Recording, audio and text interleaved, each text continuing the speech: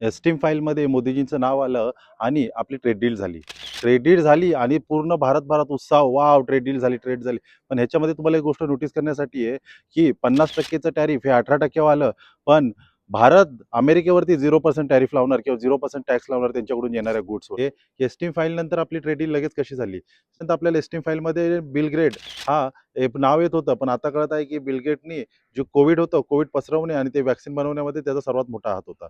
आपल्याला समजण्याची ही गोष्ट आहे, की हे जे सगळे मिलेनियर आहेत किंवा हे जे सगळे पॉलिटिशियन्स आहेत, हे सर्व आपल्याला मूर्ख बनवतात आणि ह्यांना फक्त पैसे बनवण्यासाठी आणि हे जग चालवण्यासाठी ह्या सगळ्या गोष्टी घडवत असतात.